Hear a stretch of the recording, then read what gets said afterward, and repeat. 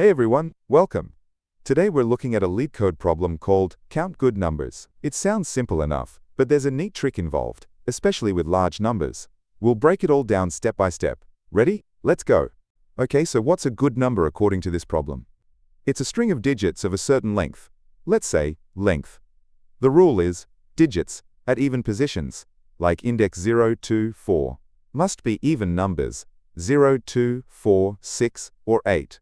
And digits at odd positions, index 1, 3, 5, must be prime numbers, 2, 3, 5, or 7.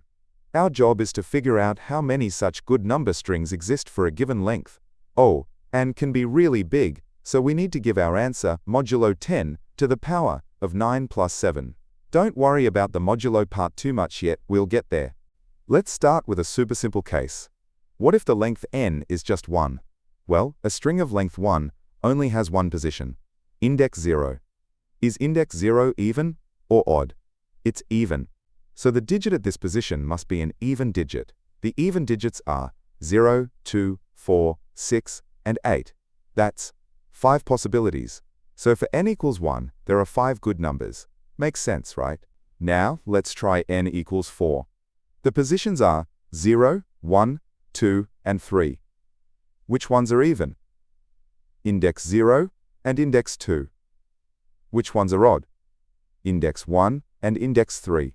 For the even positions 0 and 2, we need even digits. How many choices do we have for each? 5 choices. 0, 2, 4, 6, 8. For the odd positions 1 and 3, we need prime digits. How many choices? 4 choices. 2, 3, 5, 7. Since the choice for each position is independent, we just multiply the number of choices together. So it's 5 choices for index 0, 4 choices for index 1, 5 choices for index 2, 4 choices for index 3, which is 5 times 4 times 5 times 4, that equals 400. Okay, do you see the pattern emerging? It doesn't matter which even digit or which prime digit we choose, only how many choices we have for each type of position. Every even position gives us 5 options, and every odd position gives us 4 options. The total count depends on how many even positions and how many odd positions there are in a string of length n. So let's figure out exactly how many even and odd positions there are. If the length is n, the indices go from 0 up to n1. How many even numbers are in that range? It turns out to be the ceiling of n divided by 2. In programming, using integer division, that's like n plus 1 / 2. And how many odd positions? That's the floor of n divided by 2, or just n / 2, using integer division. For example, if n equals 4, we get 4 plus 1 / 2 equals 2 even positions, 0, 2, and 4 / 2 equals 2 odd positions, 1, 3. If n equals 5, we get 5 plus 1 / 2 equals 3 even positions, 0, 2, 4, and 5 / 2 equals 2 odd positions, 1, 3. Perfect. Now we can build our formula. We have n plus 1 / 2 even positions, and each has 5 choices. We also have n / 2 odd positions, and each has 4 choices. Since all choices are independent, we multiply them together. So the total number of good strings is 5 raised to the power of the number of even positions, times 4 raised to the power of the number of odd positions. That's our core calculation.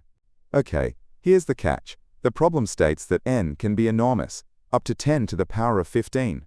If we try to calculate, say, 5 raised to the power of roughly n / 2, that number is going to be astronomically huge.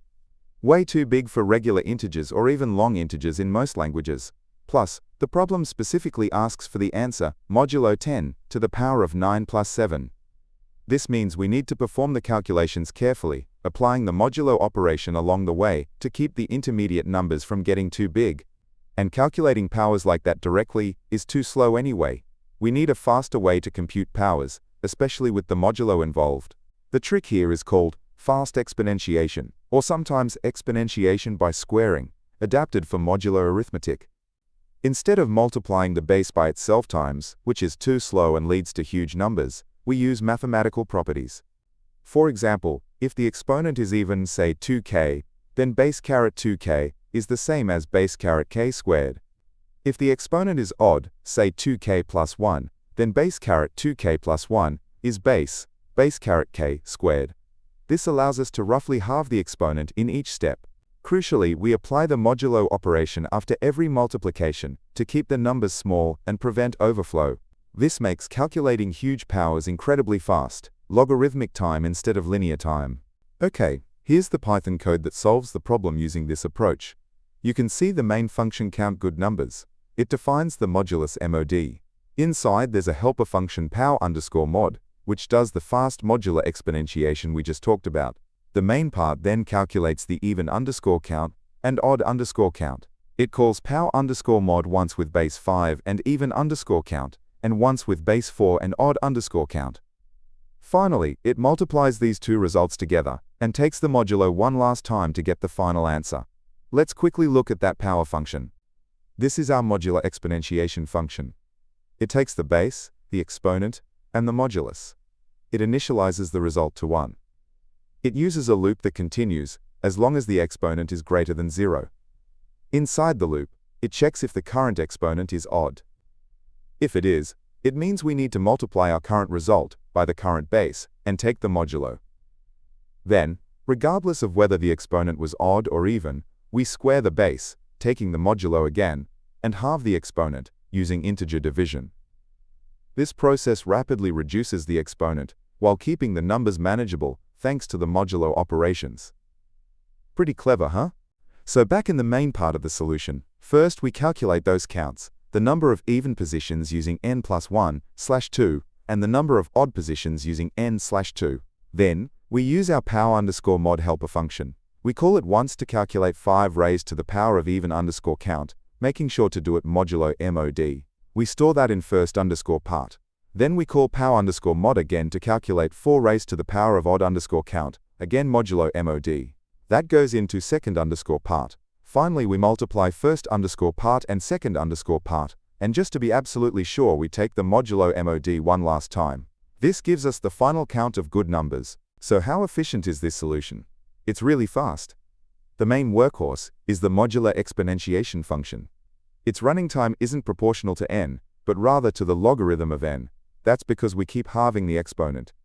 So the time complexity is big O of log n. This is excellent, especially since n can be huge. What about memory, or space complexity? We're just using a few variables to keep track of the counts, the base, the exponent, and the result within the power function. It doesn't grow with n. So the space complexity is big O of 1 foot, or constant space. That's fantastic. Alright, let's quickly recap the journey. We started by understanding the good number definition based on even/odd index rules. We found the pattern, 5 choices, even digits for even spots, and 4 choices, prime digits for odd spots. We figured out how to calculate the number of even and odd spots for any length n. This gave us the core formula. The big hurdle was the potentially massive value of n and the modulo requirement. The key solution was using modular exponentiation, which let us calculate those huge powers efficiently and correctly within the modulo constraints. Hope that explanation made sense and helped you understand how to tackle this problem. If it did, feel free to hit the like button, subscribe for more Leetcode breakdowns, or leave a comment if you have any questions, or maybe a different way to solve it. And hey, if you're feeling extra appreciative, the Boba Fund link is always there. Keep practicing, keep coding, and I'll see you in the next video.